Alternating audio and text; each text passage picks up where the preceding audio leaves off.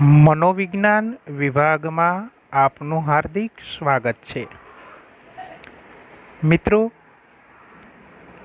સાયકોપેથોલોજી મનોરોગશાસ્ત્ર paper number 202 આ વિષયના અભ્યાસક્રમમાં આજે આપણે યુનિટ 1 એની શરૂઆત કરવા જઈ રહ્યા છીએ. યુનિટ 1 એનું નામ છે અસાધારણ મનોવિજ્ઞાનનો પરિચય.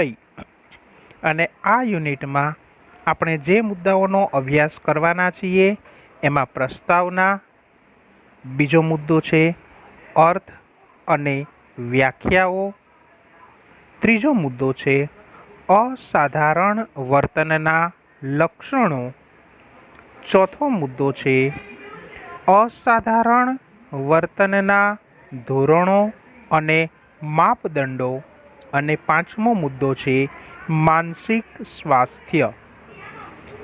આપણે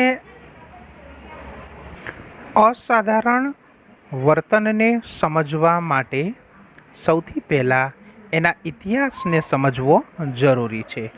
અને જો આપણે એના ઇતિહાસની વાત કરીએ તો અસાધારણ મનોવિજ્ઞાનના ઇતિહાસને સમજાવતા 3 અભિગમો છે: ભારતીય અભિગમ, ઇજિપ્તિયન અભિગમ, ગ્રીક અને અન્ય અભિગમ.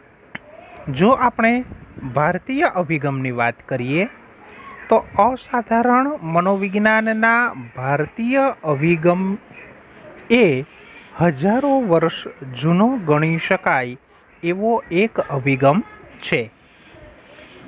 માનવી શારીરિક રીતે, માનસિક રીતે, સામાજિક રીતે કે આધ્યાત્મિક રીતે બીમાર થાય અને પછી એના ઉપચારની આવશ્યકતાની જરૂરિયાત હોય, એનાથી વિશેષ કહી શકાય એવો ભારતીય અભિગમ કોઈપણ પ્રકારની બીમારીના પહેલાં જ માનવીએ કેવું જીવન જીવવું જોઈએ એ અંગેનો સમગ્રવાદી અભિગમ રજૂ કરે છે. આપણા વેદો, પુરાણો, મહાભારત, રામાયણ આ બધા શાસ્ત્રોમાં એના ઘણા બધા ઉદાહરણો જોવા મળે છે.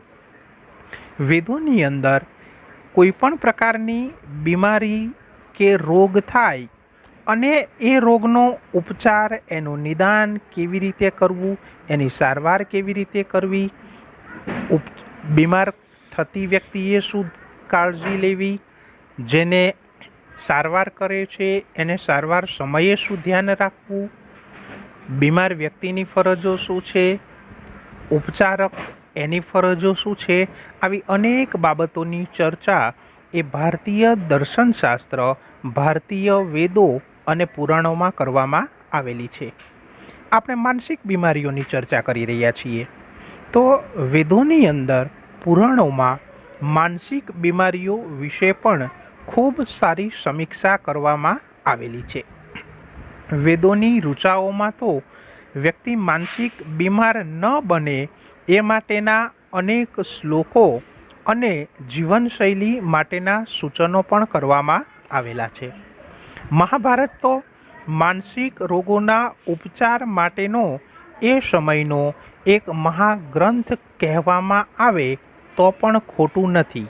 કારણ કે મહાભારતમાં પણ માનસિક સ્વાસ્થ્ય જાળવી રાખવાના અને ટકાવી રાખવાના અનેક સૂચનો કરવામાં આવેલા છે. આ ઉપરાંત રામાયણની અંદર વ્યક્તિની વ્યક્તિગત જવાબદારીઓ, વ્યક્તિગત સમાયોજન, સામાજિક જવાબદારીઓ, સામાજિક સમાયોજન વિશે અનેક ચર્ચાઓ કરવામાં આવેલી છે. અને આ ચર્ચાઓના પરિણામે આવી બીમારીઓથી કઈ રીતે બચી શકાય એના સમીક્ષાઓ, એના વિશેના સૂચનો પણ ત્યાં કરવામાં આવેલા છે. 2 ભારતીય ચિકિત્સકો ચરક અને સુશ્રુત દ્વારા જુદી જુદી બીમારીઓની સારવાર કેવી રીતે કરવી અને એ માટે શલ્ય ચિકિત્સા પદ્ધતિની પણ રજૂઆત કરવામાં આવેલી છે. તો આમ ભારતીય અભિગમ એ ખૂબ જ પ્રાચીન અને હજારો વર્ષ જૂનો જે છે એવો ગણવામાં આવે છે. ભારતીય અભિગમને જોયા પછી હવે આપણે એનો ઐતિહાસિક અભિગમ એટલે કે ઐતિહાસિક પરિપ્રેક્ષ્યમાં એને જોઈશું. અને આ માટે ઇજિપ્ત અને રોમ તથા ગ્રીક અભિગમ શું છે તેના વિશે આ એક વિડીયો દ્વારા માહિતી જોઈએ. માનવી પોતાનું જીવન વ્યતીત કરવા માટે જુદી જુદી પ્રવૃત્તિ અને કાર્ય કરતો હોય છે. આવા કાર્ય અને પ્રવૃત્તિઓ એની અસર એના જીવન પર પડતી હોય છે. માનવીએ પોતાનું જીવન પસાર કરવા માટેના આ જુદા જુદા કાર્યોમાં કેટલાક કાર્ય આનંદના તો ક્યાંક લડાઈના જોવા મળે છે. આર્કિયોલોજિસ્ટને કેટલાક એવી માનવ ખોપરીઓ પ્રાપ્ત થઈ છે કે જેની અંદર વિશિષ્ટ પ્રકારના કાણાઓ જોવા મળે છે, જેને ટ્રિફિનેશન કહેવામાં આવે છે. પથ્થર વડે કે કોઈ ઓજાર વડે માનવીની ખોપડીમાં કાણું પાડવામાં આવે તેને ટ્રિફિનેશન કહેવામાં આવે છે. પ્રાચીન સમયમાં એવો મત હતો કે પોતાના દુષ્કર્મોને કારણે માનવીના શરીરમાં આત્મામાં એક રાક્ષસ પ્રવેશ કરે છે અને તેને આ રીતે દૂર કરવામાં આવે છે. માનવીએ કરેલા કર્મો એ કર્મો દ્વારા પિશાચ કે ભૂત પ્રેતાત્માઓ માનવીના શરીરમાં પ્રવેશે છે. આવો મત એ સમયે ગ્રીક અને રોમની અંદર જોવા મળતો અને એ માટે જે માનવીના શરીરમાં દુરાત્માઓએ પ્રવેશ કર્યો હોય એ શરીરમાંથી દુરાત્માને બહાર કાઢવો જરૂરી છે એવું માનવામાં આવતું અને એ દુરાત્માને માનવીનામાંથી બહાર કાઢવા માટે તેની ખોપડીઓ પર કાણા પાડવાની પ્રવૃત્તિ કરવામાં આવતી અથવા એના પર અત્યાચાર કરવામાં આવતો અને આ અત્યાચાર દ્વારા એના શરીરમાં પ્રવેશેલો દુરાત્મા એટલે કે ઈશ્વરીય નારાજગી ધરાવતી શક્તિને દૂર કરવા માટેનો પ્રયત્ન કરવામાં આવતો હતો. આવી વિચારધારાની સામે એ સમયે એક નવી વિચારધારાની શરૂઆત થઈ અને એ વિચારધારામાં સૌથી મોટું યોગદાન હતું હિપ્પોક્રેટિસ. Illnesses do not come upon us out of the blue. They are developed from small daily sins against nature.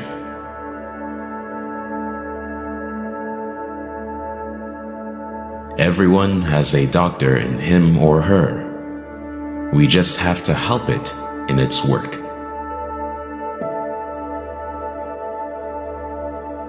Eating alone is not enough for health.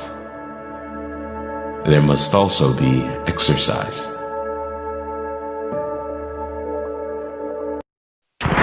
હિપ્પોક્રેટિસ પહેલી એવી વ્યક્તિ છે કે જેમણે એમ કહ્યું કે વિચાર, લાગણી, આવેગ, ડર બધું જ હૃદયમાંથી નહીં પણ મગજમાંથી આવે છે. માનસિક બીમારી એક સ્વાભાવિક કારણોને લીધે જ આવે છે.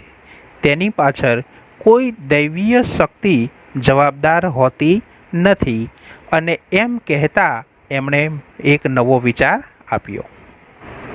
આ વિચારધારાના સમર્થનમાં એ સમયે બીજા કેટલાક તત્વચિંતકો આવે છે.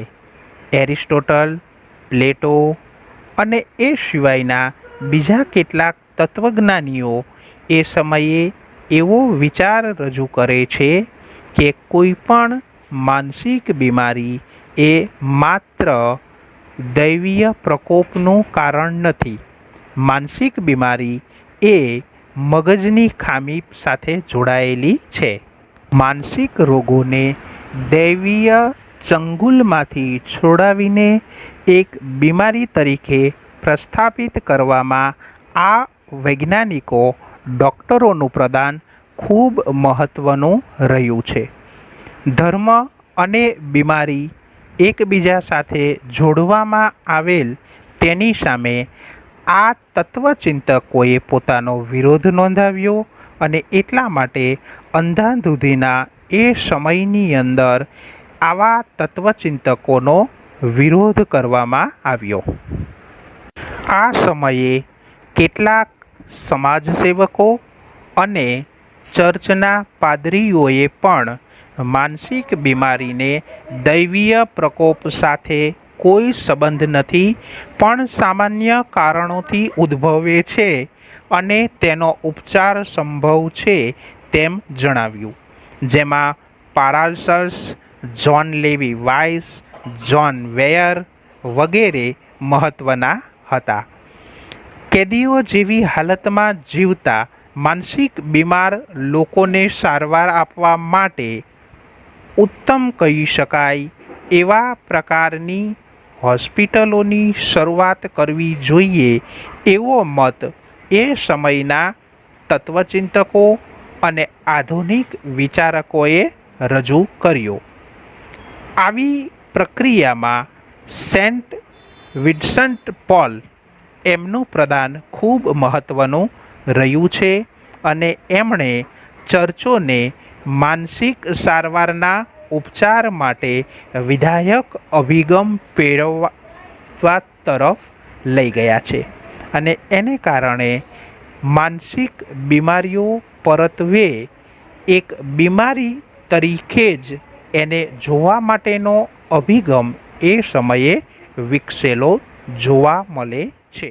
અસાધારણ મનોવિજ્ઞાનનો ઇતિહાસ જોયા પછી આપણને એ ખ્યાલ આવે છે કે એ સમયની અંદર અસાધારણ વર્તન એને ધાર્મિકતા સાથે જોડવામાં આવતું હતું અને માનસિક બીમારી એ દૈવીય પ્રકોપ કે ઈશ્વરીય નારાજગીના કારણે થાય છે એવો એક ખ્યાલ એ સમયે અસ્તિત્વમાં હતો. પણ સાથે સાથે સમય જતાં 16મી સદીનો અંત, 17મી સદીનો આરંભ અને એ 20મી સદી સુધી પહોંચતા માનસિક બીમારી સાથે જોડાયેલા આધુનિક કારણોને પણ સ્વીકારવામાં આવ્યા છે. માનવીનું જીવન દિવસે ને દિવસે એ જટિલ બનતું જાય છે અને એ જટિલ બનવાના પરિણામે માનવી એ અનેક મુશ્કેલીઓનો સામનો કરે છે. આજનો માનવી જીવનની અંદર અનેક પ્રકારના પ્રશ્નોથી ઘેરાયેલો જોવા મળે છે અને માટે માનવીના જીવનને જટિલ કહેવામાં આવ્યું છે. માનવીનું જીવન એ અપેક્ષાઓ પાછળની આંધળી દોડ છે.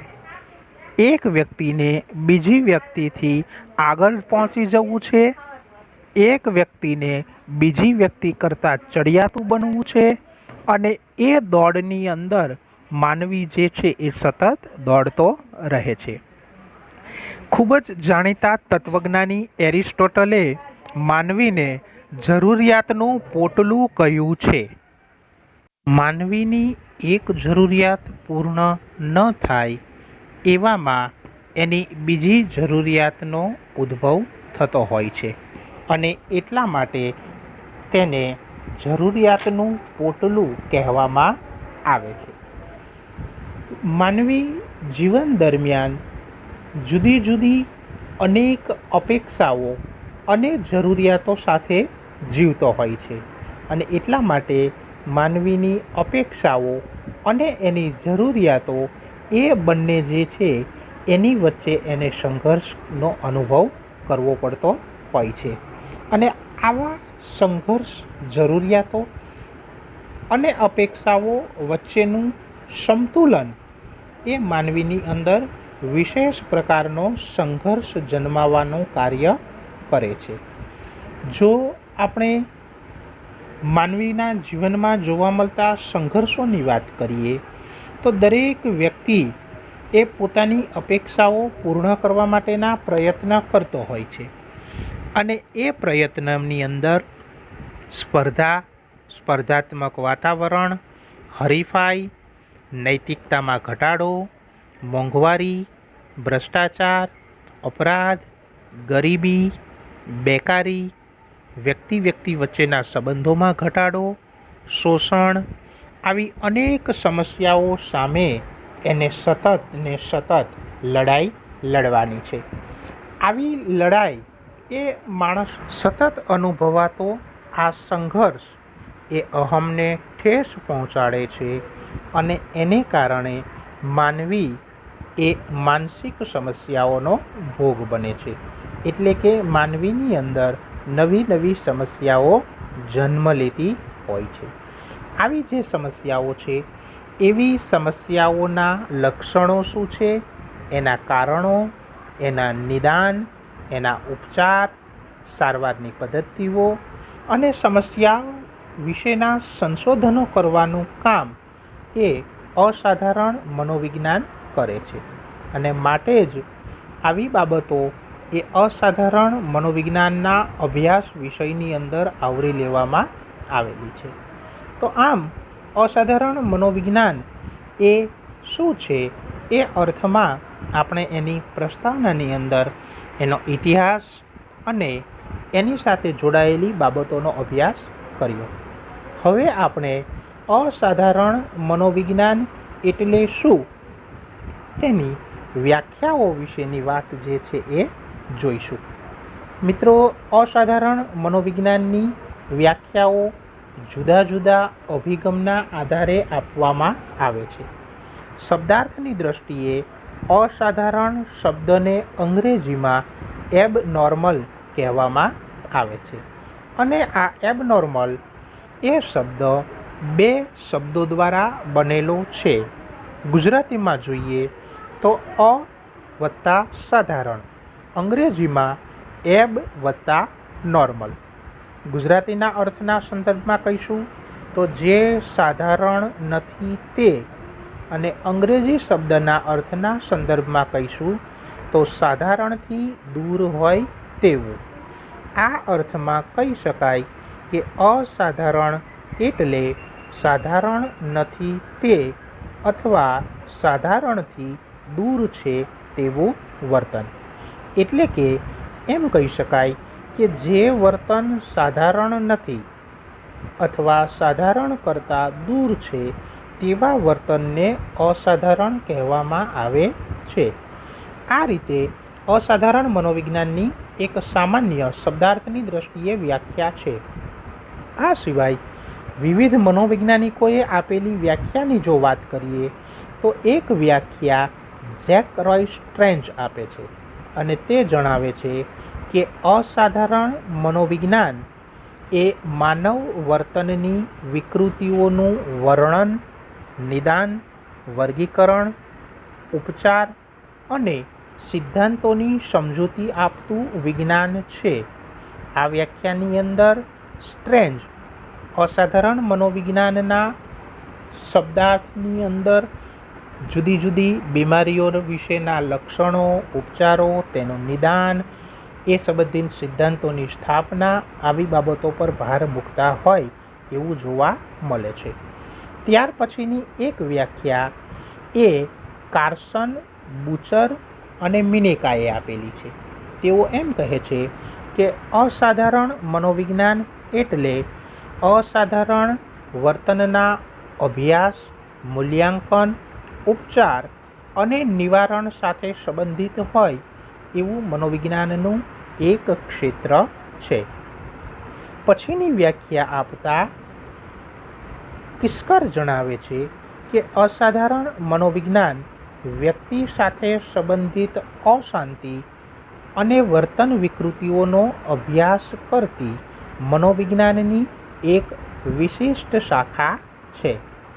પછીની વ્યાખ્યામાં આલ્ટન અને ઇમેરી જણાવે છે કે માનસિક બીમારીઓના અભ્યાસમાં મનોવિજ્ઞાનનો ઉપયોગ એ અસાધારણ મનોવિજ્ઞાન છે. તો આ રીતે મનોવિજ્ઞાનની આ બધી વ્યાખ્યાઓના આધારે કહી શકાય કે અસાધારણ મનોવિજ્ઞાન માનવ વર્તન અને વ્યક્તિત્વ સંબંધી વિકૃતિઓનું વર્ણન, નિદાન, અભ્યાસ, વર્ગીકરણ, મૂલ્યાંકન, સિદ્ધાંતોની સમજ અને સ્થાપના અને ઉપચાર સંબંધિત વિષયોનું એક વિજ્ઞાન છે. એટલે કે જુદી જુદી માનસિક બીમારીઓ શું છે તેની સમજૂતી આપવાનું કાર્ય, તેના લક્ષણો જણાવવાનું કાર્ય, તેનું વર્ગીકરણ કરવાનું કાર્ય, તે સંબંધિત સિદ્ધાંતોની સ્થાપના કરવાનું કાર્ય અને તેનો ઉપચાર કઈ રીતે કરી શકાય એ વિશેની વિસ્તૃત ચર્ચા કરતું એક વિજ્ઞાન ગણી શકાય. આમ અસાધારણ મનોવિજ્ઞાનની વ્યાખ્યાઓને આધારે કેટલીક ફલિત થતી બાબતો કહી શકાય કે અસાધારણ મનોવિજ્ઞાન માનસિક રોગો સાથે સંબંધિત છે. અસાધારણ મનોવિજ્ઞાનમાં વ્યક્તિના વિચારો, બોધન એટલે કે જ્ઞાન, લાગણીઓ અને ક્રિયાઓની વર્તન પર થતી અસરોનો અભ્યાસ કરવામાં આવે છે. અસાધારણ મનોવિજ્ઞાનમાં અસાધારણ વર્તનનું વર્ણન, તેનું નિદાન, તેનો અભ્યાસ, વર્ગીકરણ અને મૂલ્યાંકન કરવામાં આવે છે. અસાધારણ મનોવિજ્ઞાનનો અર્થ જોયા પછી હવે આપણને એટલો ખ્યાલ આવે કે અસાધારણ વર્તન એ સાધારણ વર્તન કરતાં કાંઈક જુદું પડતું વર્તન છે. અને આની વધારે સારી સમજૂતી માટે પ્રોફેસર મલિક સાહેબનો આ એક વિડીયો આપણે જોઈએ. नॉर्मल बिहेवियर क्या है और अबनॉर्मल बिहेवियर क्या है, यानी कोई भी व्यवहार जब आता है किसी में हम देखते हैं तो हमें अगर उसको कैटेगराइज करना है ये नॉर्मल है या अबनॉर्मल है, तो पहली दृष्टि में उसको अलग अलग कैटेगरीज में डालना समझदारी की बात नहीं है.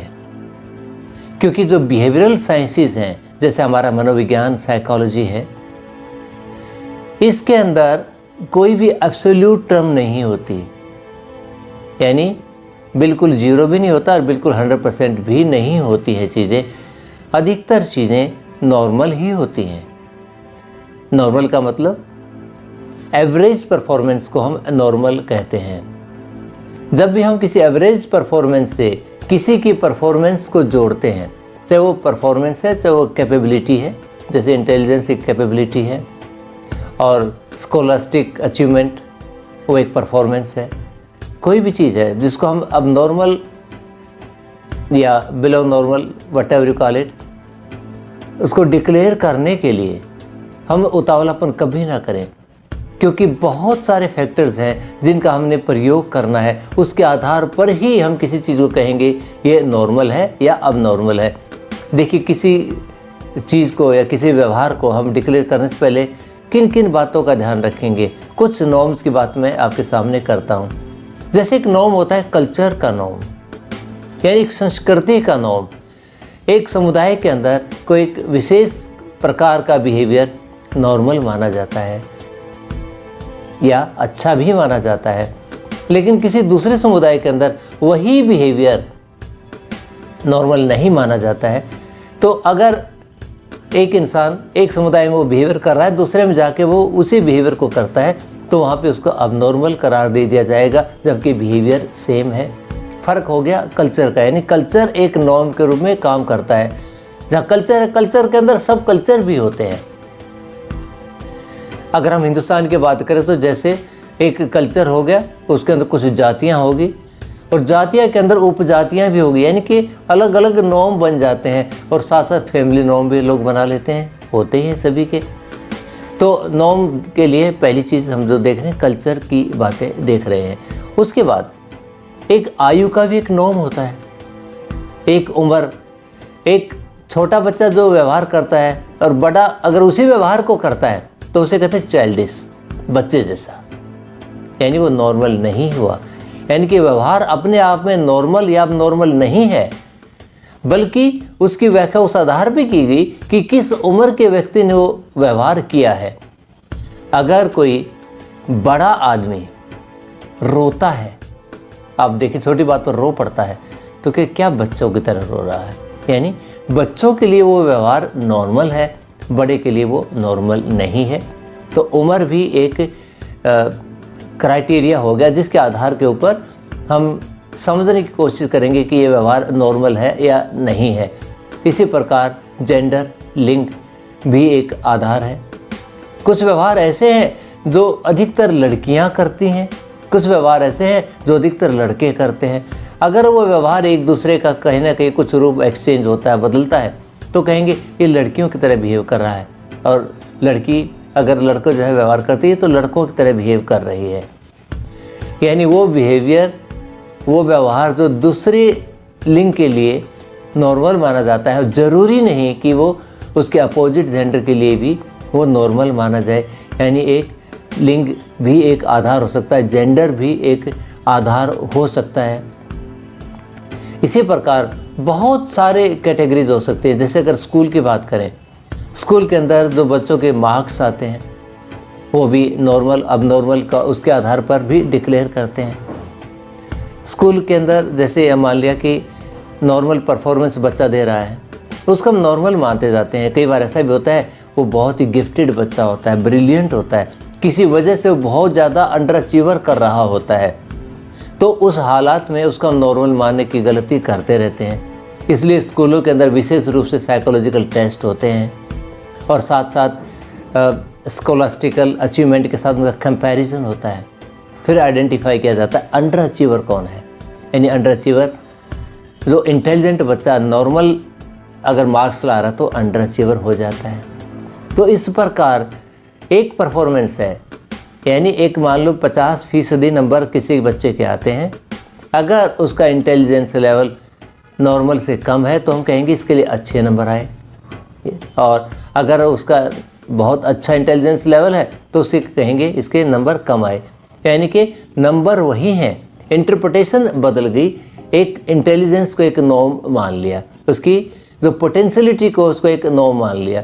ये भी एक नॉर्मल और अब नॉर्मल दिखाने का एक तरीका हो गया।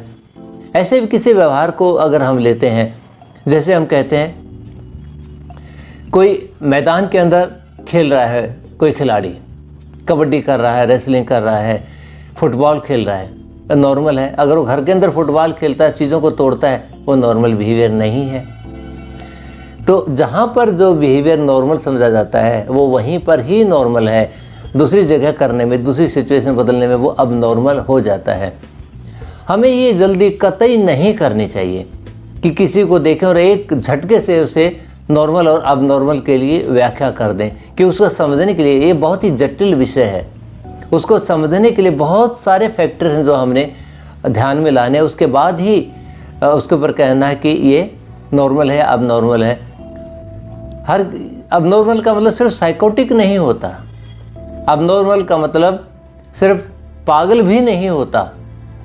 अब नॉर्मल दोनों प्रकार का होता है। जो अबव नॉर्मल कर रहा है वो भी तो अब नॉर्मल है, क्योंकि नॉर्मल तो वो भी नहीं है, नॉर्मल से ज़्यादा अच्छा वो स्कोर कर रहा है, और जो बिलो नॉर्मल कर रहा है वो भी तो नॉर्मल नहीं है। अगर हम एक स्टैटिस्टिकली देखें, एक डाटा लेते हैं, अच्छा खासा सैंपल साइज अगर लें, 200 या उससे ऊपर का सैंपल साइज लेते हैं, अगर उसका ग्राफ खींचते हैं, हम उसके एक पर्टिकुलर करैक्टरिस्टिक्स को लेकर या किसी एक बिहेवियर को लेकर उसका एनपीसी बनाते हैं, नॉर्मल प्रोबेबिलिटी कर्व अगर बनाते हैं, तो उसमें आप पाएंगे उसका ±1 एरिया देखेंगे, ±1 का, उसके अंदर लगभग 68-68% के लगभग लोग उसके अंदर आ जाते हैं। यानी जो नॉर्मेटिव बिहेवियर है वो तकरीबन 68% या मोटा मोटी कहें 2/3 बिहेवियर नॉर्मल ही पाया जाता है आमतौर पे। यानी बाकी का जो 1/3 बच गया, जो 15-16% एक साइड में और 15-16% दूसरी साइड में जो बच गया है वो अब नॉर्मल है। यानी कि जो पॉजिटिव साइड का है वो भी तो अब नॉर्मल है। उनके अंदर अगर टैलेंट ज़्यादा है तो उसको भी तो हमने यूटिलाइज करना है। यानी अब नॉर्मल के अंदर एक पॉजिटिव चीज़ भी अब नॉर्मल हो सकती है। जो बहुत लंबा इंसान है उसे ही अब नॉर्मली टॉल कह देते हैं, क्योंकि नॉर्मल से बहुत ज़्यादा है, बहुत छोटा है। अब नॉर्मली शॉर्ट ये वर्ड हम आमतौर पे यूज़ करते हैं। इसी प्रकार जो कम परफॉर्मेंस वाला है, जो करेक्टरिस्टिक्स के जो बिल्कुल दूसरी साइड में होते हैं, 15-16% लोग जो होते हैं उस नेगेटिव साइड में अब नॉर्मल कहे जाते हैं। लेकिन उनमें भी सब कैटेगरीज होती हैं। तो इन सारी बातों को हम मद्देनज़र रखेंगे, सारे फैक्टर्स को, सारे कॉन्टेक्स्ट को सब मद्देनज़र रखकर ही किसी बिहेवियर के बारे में हम कहेंगे कि ये कितना नॉर्मल है या नॉर्मल बिहेवियर से कितना हटकर है। इसमें कभी जल्दबाजी ना करें, सिर्फ परफॉर्मेंस देखकर या एक टाइप का बिहेवियर देख के ना कहें, उसका कॉन्टेक्स्ट और डिफरेंट फैक्टर्स जो हैं उसके अंदर, उन सबको मद्देनज़र रखें, फिर उसके बारे में कुछ अपनी राय दें। क्यों प्रोफेसर मलिक साहेब? પ્રોફેસર મલિક સાહેબે આપણને બહુ જ સારી રીતે સાધારણ અને અસાધારણ વર્તન શું છે એ વિશેની વાત કરી છે। મિત્રો, આજે આપણે અસાધારણ એટલે શું, અસાધારણ મનોવિજ્ઞાનનો અર્થ અને વ્યાખ્યા અને અસાધારણ મનોવિજ્ઞાનનો ઐતિહાસિક પરિચય આટલી બાબતોની સમજ મેળવેલી છે। આશા છે કે આ બધી જ બાબતોનો સ્પષ્ટ ખ્યાલ તમને આવી ગયો હશે। આમ છતાં તમને કોઈ પણ મુશ્કેલી કે પ્રશ્ન હોય તો અગાઉ આપેલા મારા સંપર્ક નંબર અથવા સંપર્કના માધ્યમ દ્વારા તમે સંપર્ક કરી શકો છો। તો આ સાથે આજે આપણે આપણું કામ પૂર્ણ કરીએ છીએ। Thank you.